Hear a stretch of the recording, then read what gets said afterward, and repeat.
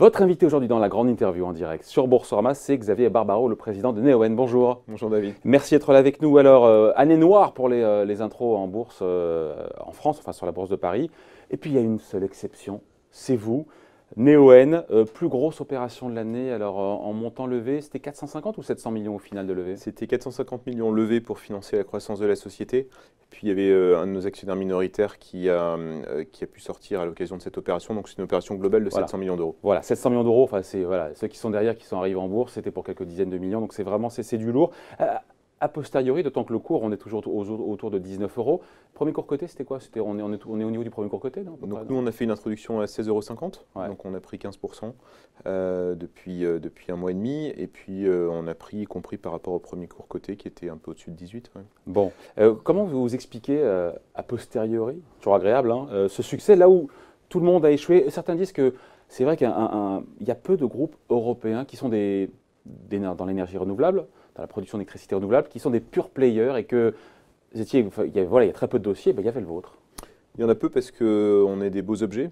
Donc il y avait certaines sociétés qui étaient cotées il y a quelques années, EDF Énergie Renouvelable ou Enel Green Power, et qui ont été réintégrées par leur maison mère justement parce qu'elles voulaient recontrôler et reconsolider ces belles sociétés. Nous, on est un pure player et on est indépendant, donc c'était plus facile pour nous d'avoir cette liberté.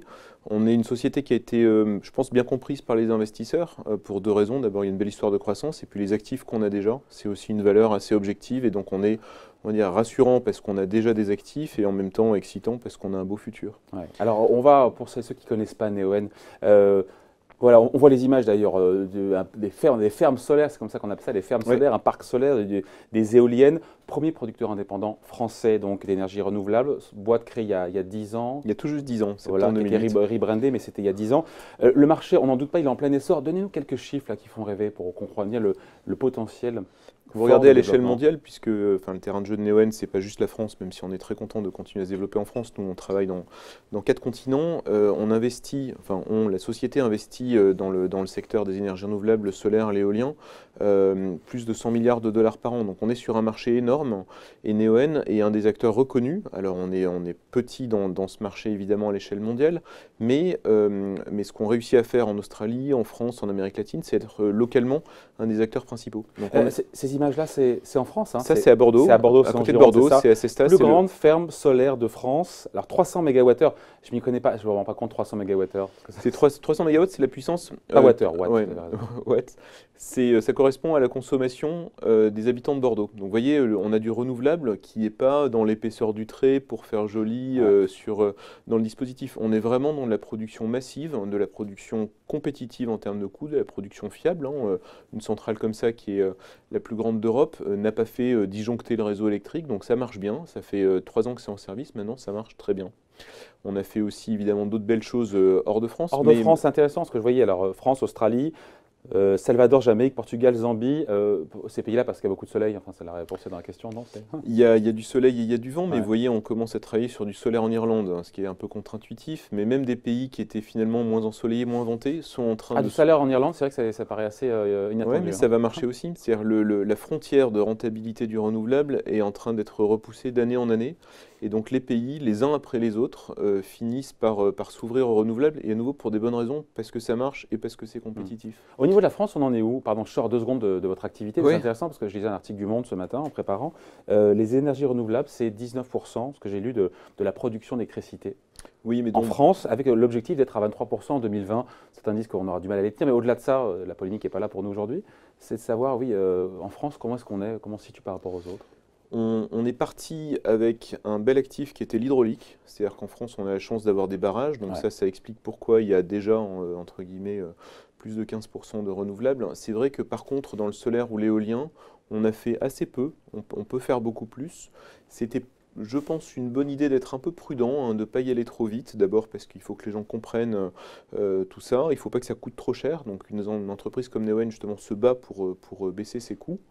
Et je pense qu'il y a encore beaucoup d'avenir en France. Donc les objectifs qu'on a, ils sont tenables. Nous, on est prêt à répondre à l'appel. Et à la fin, on aura un mix équilibré. C'est ça qui marche bien dans un pays. Donc le nucléaire qu'on va continuer à exploiter, de l'hydraulique et puis du renouvelable qui, contrairement à ce qu'on peut penser, aujourd'hui n'est pas plus cher que le mix classique. Au contraire, on tire les coûts de l'électricité vers Je le sais bas. pas où j'ai vu passer une étude comme ça, il faudrait que je la retrouve, mais qui disait que si on devait passer, alors de mémoire, toute notre consommation d'énergie à base de renouvelables et qu'on sortait complètement du pétrole, aujourd'hui, il faudrait payer notre énergie 30 fois plus cher. C'est du pipeau, ça? Je pense que c'est du pipeau, ou disons que ça a peut-être été vrai il y a 10 ans, mais la baisse des coûts Parce qu'on qu'un a plein, connue- un plein pour sa voiture qui est plus à 100 balles, mais qui est à 3000 euros. Ouais, non, ça marcherait pas. Ouais. Mais, Non, mais c'est vu de l'esprit, mais c'est se dire que. non, mais c'est ce qu'on démontre nous-mêmes de manière extrêmement concrète depuis des années. C'est qu'on fait baisser les coûts. Aujourd'hui, le solaire en France, je vous donne les exemples. Neoen a été le premier lauréat du dernier appel d'offres gouvernemental. Donc on a gagné, nous, à peu près un tiers de la capacité, loin devant Engie, EDF ou d'autres. On a des coûts aujourd'hui du solaire en France qui sont entre 50 et 60 euros par mégawattheure. Alors c'est pour rendre ça plus concret ou plus comparable, aujourd'hui le nouveau nucléaire, un EPR, ça coûte à peu près deux fois et demi ça. C'est-à-dire qu'aujourd'hui on est deux fois et demi moins cher qu'un EPR. Donc, bien sûr qu'on est encore un peu plus cher, mais finalement pas tant que ça par rapport au nucléaire qui existe déjà, qui a été amorti depuis longtemps et qui peut continuer à tourner. Mais on est non seulement deux fois moins cher que le nouveau nucléaire, et on est même en train de se rapprocher des coûts du nucléaire existant. Donc on est extrêmement compétitif. Après, le solaire ou l'éolien, ce n'est pas la solution universelle. Bien sûr qu'il faut garder un Ouais, mix. faut voir un mix, ouais, c'est ça. Et donc si on voulait faire 100% renouvelable, ça marcherait peut-être pas, C'est ou ce que peut-être que disent ça serait très cher. L'Espagne nous dit, vous avez vu, en 2050, objectif de produire 100% d'électricité à base d'énergie renouvelable. En 2050, ça paraît réaliste, c'est fou ça. Moi, je pense que c'est très réaliste. Vous voyez, on travaille, nous, en Australie, donc on a peut-être un peu de recul sur ce qui est faisable ou ce qui ne l'est pas. On est en particulier dans la région d'Australie méridionale, là où la France va construire des sous-marins pour la marine australienne. L'État de South Australia est déjà à plus de 50% de renouvelables et ça marche bien. Donc on sait, contrairement à ce qu'on pensait il y a quelques années, on sait que le renouvelable peut facilement franchir la barre des 50%. Après, est-ce qu'on peut aller jusqu'à 100%? Ça tiendra aux batteries. Ce que fait Neoen en Australie d'ailleurs, et ce qu'on commence à faire en France, puisqu'on a annoncé qu'on commençait à en construire, on rajoute des batteries. Donc ça, c'est peut-être un peu, c'était peut-être le chaînon manquant jusqu'ici. Le renouvelable, ça marchait bien et c'était pas cher, mais après, il faut la stocker, cette énergie, et ça, c'est ce qu'on commence à faire. Mais arriver à 50%, ça marche très bien. Arriver à 100%, Qui est le plus proche je pense Qui est qu'on va le y plus proche arriver. de 50 dans le monde en termes de pays? En termes de pays, vous avez des pays en Scandinavie parce qu'il y a beaucoup d'hydraulique. Vous avez aussi des pays comme l'Espagne avec du solaire, de l'éolien. L'Italie va y arriver assez vite, beaucoup de solaire. Vous avez des pays d'Amérique latine qui sont en train de grandir de manière super rapide dans le renouvelable parce que gorgé de soleil, beaucoup d'éolien et des coûts assez élevés de production d'électricité. À nouveau, ce que l'éolien apporte ou le solaire apporte, c'est pas juste ah oui tiens on se bat pour le climat. Bien sûr que c'est essentiel, mais surtout on apporte une électricité qui marche bien et qui coûte moins cher que ce qu'ils ont. J'ai vu des images de Tesla derrière dans les écrans là. Je me Oui. suis dit mais quel rapport entre vous et Tesla? On vous a avez fait, Tesla comme on a fait client ensemble, non, on est client de Tesla. Ah. On a fait nous ensemble la plus grande batterie au monde en Australie. Ah. On travaille aussi avec d'autres Pour fournisseurs. stocker. Oui, pour l'énergie. stocker et puis pour participer à la régulation du réseau. Donc en gros maintenir le rythme cardiaque du réseau électrique. Et ça c'est ce qu'on commence à faire en France avec un autre partenaire qui s'appelle Nidec et d'autres batteries. Mais donc nous on fait pour chaque projet le meilleur choix technique. On n'est pas en train de pousser du Tesla, mais on est effectivement très content de ce qu'on a fait ensemble. Vous vendez à qui, qu'on comprenne bien? Vous vendez aux grandes compagnies d'électricité, aux entreprises? Qui sont vos clients? Nous, on vend. J'ai vu du Google aussi passer. Mais On vend à des États, on vend à des distributrices d'électricité aussi. On vend de l'électricité à Engie en Australie, par exemple. On vend de l'électricité à Delsour en Amérique latine. On vend de l'électricité à des grandes entreprises. On vend un data center de Google en Finlande. On alimente en électricité le métro de Sydney, le tramway de Melbourne. On vend aussi sur les marchés de l'électricité. Donc au jour le jour, on peut écouler une partie de notre électricité sur ces marchés. Ce qu'on fait pas, peut-être pas pour l'instant, ça sera peut-être le 15 jours, on ne vend pas à un client final. Donc on vend au marché qui à la fin reventile ça. Et vous y viendrez un jour? Pourquoi pas? En tout cas, aujourd'hui, on a déjà... Total vend bien l'électricité aux particuliers, vous avez vu, hein? Oui, c'est vrai. Mais nous, on a déjà sur nos 4 activités, donc des États, des énergéticiens, des grandes entreprises et puis des marchés d'électricité, on a déjà un marché immense devant nous. Vous n'avez pas cannibalisé vos clients, c'est ça aussi. Hein. Oui, peut-être. le prendraient mal. On est déjà bien occupé. Mais Bon. c'est vrai qu'à la fin, même indirectement, je vous donne un exemple, en Amérique latine, même en vendant de l'électricité à des grandes entreprises ou sur les marchés de gros, on arrive à faire baisser pour le client final de manière importante la facture d'électricité. Donc c'est vraiment, ça casse l'image d'Épinal du renouvelable qui coûte cher. C'est clair, pour tout le monde, c'est l'énergie renouvelable, c'est super, c'est un truc de bobo, mais on le paye plus cher. Mais c'était vrai il y a 10 ans, cette image. Aujourd'hui, grâce aux renouvelables, on peut payer moins cher son électricité? Oui, dans beaucoup de pays, et la France y viendra. Je vous disais, les appels d'offres récents ont montré que le solaire était moins cher que l'électricité classique. Alors, le temps passe, l'heure tourne, il y a plein de sujets abordés. Un peu de finance, évidemment, parce qu'on est sur Boursorama, c'est intéressant, sur vos comptes, j'ai vu 140 millions d'euros de chiffre d'affaires sur 2017, en croissance de 70%. Sur 2018, on attend encore 60% de croissance à 220 millions d'euros. 220, 230, oui, c'est ça. C'est notre objectif pour cette année. Donc ça reste 60-70%. Vous allez pouvoir tenir comme ça sur les prochaines années? Oui, parce qu'on est sur des marchés en forte croissance et puis on a un beau portefeuille de projets chez Neoen. On alimente nous-mêmes notre croissance. On n'est pas en train de... Non, mais des croissances à venir sur 2018-2019 de 60-70%, vous allez rester sur ce trend-là? Notre ambition pour 2021, c'est de doubler de taille. Ouais, donc quand vous regardez, ça fait encore des très belles croissances. Et de continuer à nous diversifier en termes de pays. Donc on continue à grandir en termes de volume, on continue à avoir une très belle rentabilité. On a chez Neoen des taux d'EBITDA supérieurs à 70-75%. Alors j'ai vu marge opérationnelle, 43%. C'est colossal. En même temps, on se dit, le business model il est génial parce qu'en même temps, comment dire, le carburant pour produire l'électricité, il est gratos vu que c'est le vent. Alors, on investit, c'est les centrales en fait. Ouais, on investit massivement et ensuite c'est vrai que ça produit de manière assez autonome, on va dire. Hein. Il faut entretenir tout ça. Mais où sont les coûts? C'est quoi? C'est l'exploitation, la fabrication? Ce sont les éoliennes, ce sont les panneaux solaires, donc c'est la construction. Et après, la maintenance. Un peu de maintenance ou un peu de loyer pour les terrains, mais en fait on amortit ça ensuite pendant 15, 20, 25, 30 ans. Mais c'est vrai que notre gros coût, notre gros investissement, c'est au début. Et ensuite, ça marche bien. On a des contrats de long terme, donc ça donne beaucoup de visibilité à la société sur ses futurs revenus. C'était quelque chose qui a été apprécié de nos investisseurs. Donc on sait aujourd'hui, avec un parc d'actifs très jeune, hein, chez Neoen, on a des centrales assez récentes. On sait qu'elles vont durer 20, 25, 30, 40 ans. Et on connaît au moins pour les 15 ou 20 prochaines années. Mais c'est pas à quel niveau vous vendrez le prix de l'électricité? C'est fixé, c'est déjà fixé sur 20 ans? Par mégawattheure, donc par unité de compte, on connaît le prix. Ça, c'est les contrats qu'on signe. Après, ce qui bouge, mais si les prix s'effondrent? Ben nous, on est à l'abri de ça. Mais c'est mutuellement bénéfique. Je vous donne un exemple. Quand on vend à nouveau de l'électricité en France à 55 € alors que le marché est à 60, nous, on a un confort parce qu'on connaît nos revenus de manière certaine, mais nos acheteurs aussi sont contents parce qu'ils savent qu'ils sont en train d'acheter de l'électricité à des prix inférieurs à la moyenne. Et en tout cas, bien sûr qu'il y a un petit peu d'aléa sur le niveau de soleil ou le niveau de vent, mais ça, d'une année à l'autre, ça ne bouge pas tant que ça. Alors c'est intéressant, c'est qu'on a vu des marges qui sont colossales, 43%, mais face à ça, il y a aussi des frais financiers qui sont élevés. C'est vrai parce que la dette cumulée de tous les actifs, de toutes les centrales, tous les projets, on va dire ça comme ça, c'est quand même 1,2 milliard. Donc une boîte qui a 1,2 milliard d'euros de dette avec un chiffre d'affaires de 220 millions d'euros attendu pour 2018, il faut le cœur bien accroché, il ne faut pas se louper. Hein. Nous, on a une dette qui est portée par chacune de nos centrales. C'est-à-dire ce n'est pas une dette au niveau de la société. Chaque centrale est une société en tant que telle, porte sa propre dette, et elle porte sa dette parce qu'elle connaît ses revenus. Donc ça ne pourra jamais remonter jusqu'à vous? Non, c'est uniquement dans les projets, et puis chaque projet est isolé des autres. Il n'y a aucun risque d'effet domino. Et de toute façon, centrale par centrale, on n'a pas eu de problème. Donc on sait que ça marche bien.